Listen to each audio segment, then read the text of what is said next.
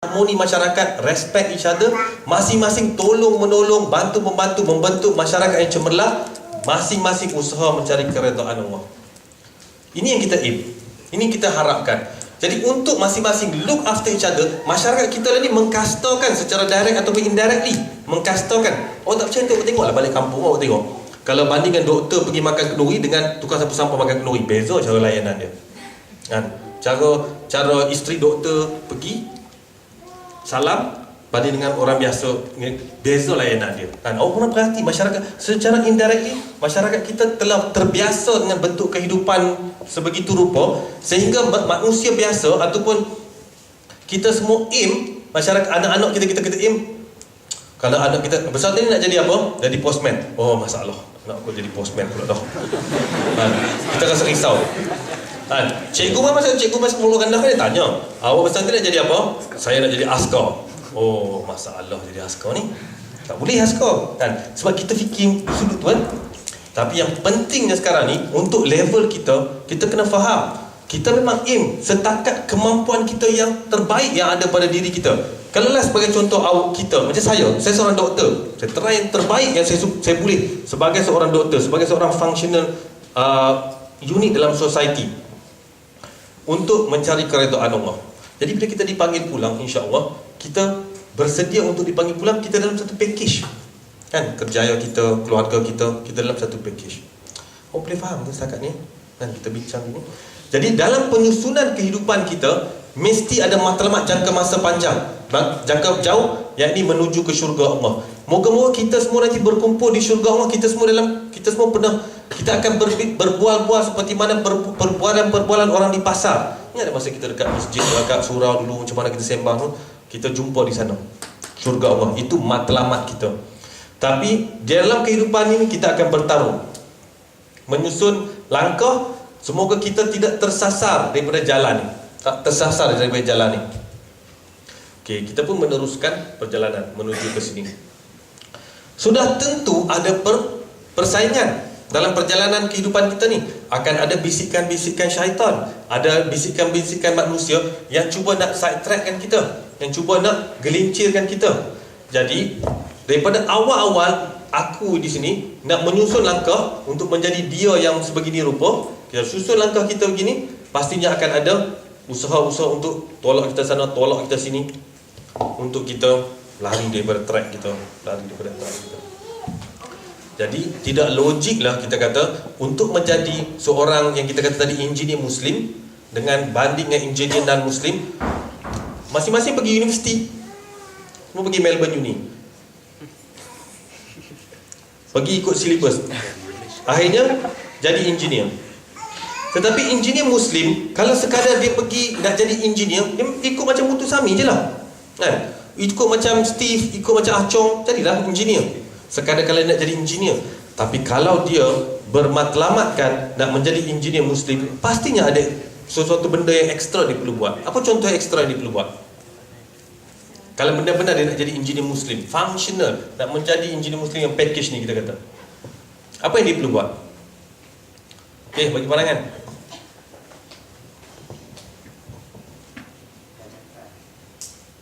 Mutu Sami pun belajar ke? Apa yang perlu Ahmad ni nak jadi engineer Muslim, functional engineer Muslim, yang kita kata package ni? Memanfaatkan orang lain. Okey, maksudnya kita day to day, macam mana dia nak jadi dalam harian kehidupan dia ni, dalam proses dia nak jadi engineer ni. Okey, awak tengok kan, kita hari ni kita perlu susun matlamat. Aku nak jadi functional engineer Muslim kan? Yang ada di sana, aku seorang engineer, aku ada seorang engineer Muslim. Macam mana nak jadi Muslim di situ? Macam mana nak jadi Muslim ni? Engineer kita tahu dah, kita nak pergi universiti, insya-Allah jadi engineer lah kita after 4 years. Tapi nak jadi functional Muslim macam mana? Jadi Islam ini disebab pendidikan. Kita tak boleh stop mendidik diri kita setelah habis SPM. Habis SPM, oh dah dapat A agama Islam, Pergi kat malaikat nanti nak tanya soalan, ni dah tanya dah itu ni, dapat A. Kan, masih SPM dia dapat A dah, jadi tak payah tanya lah. Kan. Tahu, bukan begitu sifat dia. Kan. Sebab Islam ini bukan knowledge yang diuji berdasarkan pengetahuan penulisan, tapi nak jadi functional Islam. Jadi kita kena jadi individu yang sentiasa memperbaiki diri. Jadi Islam kita hari ini, masa umur 20 tahun, cuba gambarkan tau. Masa sekarang ni punya pengetahuan Islam, amalan Islam dan juga segala kefahaman kita tentang Islam dengan di sini. Macam mana nak menambah? Akan berlaku penambahan ke pengurangan kalau kita tak buat apa-apa? Mesti laku pengurangan. Daripada dulu hafal, tak hafal. Daripada dulu ni akan berlaku. Macam mana kita nak jadi functional Muslim kalau kita tak ada proses untuk menambah nilai kan dia? Macam mana nak menambah nilai? Amalan, belajar. Apa lagi kita nak buat? Macam mana? Beramal.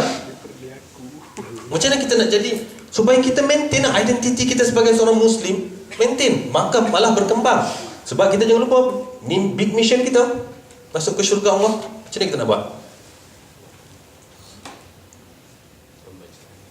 Okay, tengok kan, awak tengok kita semua rupanya tak berapa ada plan yang konkret rupanya. Apa benda nak buat ni kan? Kita kena mesti ada plan yang konkret, tersusun. Macam mana kita nak jadi engineer, first year, second year, third year, grad, lepas tu nak buat PhD, lepas tu nak buat company, tersusun plan kita gitu kan.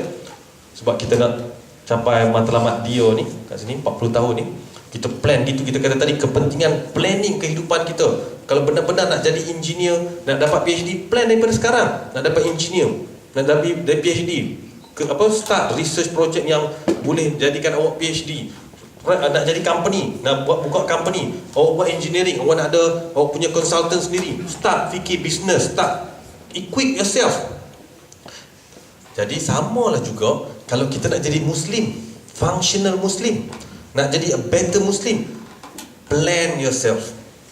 You have to plan from today. Then insyaAllah we will be the functional Muslim. Otherwise, it's only a dream. Dan dia tak akan hidup dalam praktikal. Dia sekadar angan-angan, tak jadi wawasan. Akhirnya dia akan bersifat, insyaAllah nanti aku buatlah, dan nantilah kot nanti. Dan nanti bila kita dah akhirnya datang satu, rupanya sudah terlewat. Aset-aset yang kita ada tadi tu, dan kita tak tentu bila lagi akan ada bersama kita. Tenaga kita, masa kita, kesihatan kita. Jadi tak logik kita plan ke arah jangka masa pendek je. Kita kena always come in one package. Manusia boleh buat benda dalam satu package pun. Kita insyaAllah kita adalah complex organism yang kita boleh buat benda dalam yang kita akan buat dalam bentuk yang satu package. Kan? Kita macam mana kita nak jadikan kita ni always a Muslim, always berkembang ilmu kita, berkembang amalan kita. Kita lebih nampak, lebih function daripada hari semalam, lebih mendekati syurga daripada hari semalam. Hari ini kehidupan aku mendekati, lebih dekat daripada pintu syurga daripada hari semalam. Hari ini aku jadi anak yang lebih soleh daripada hari semalam. Hari ini aku jadi ibu yang lebih ibu yang lebih penyayang daripada hari semalam, bapa yang lebih penyayang daripada hari semalam. Macam mana kita nak buat benda tu? Istiqamah, betul. Jadi untuk benda ni, kalau awak sebut semua ni benda bersifat falsafah, macam istiqamah, semua tu falsafah atau falsafah, macam susah nak diterjemahkan dalam tindakan harian ni. Kita nak, macam mana awak plan, tadi kita kata nak jadi engineer, nak jadi PhD, awak plan yang boleh dipraktikkan. Contohnya, lepas ni buat PhD, enroll, lepas tu saya akan usaha cari supervisor. Kita dah plan dah daripada hari ni. Macam mana kita nak plan kehidupan kita sebagai seorang Muslim supaya ia sentiasa berkembang? Macam nak plan? Bagi idea. Okey, saya tanya awak soalan yang lebih mudah nak jawab sikit. Bagaimana kita faham Al-Quran dan insya-Allah? Siapa boleh kata, siapa kita buat research, kita ada berapa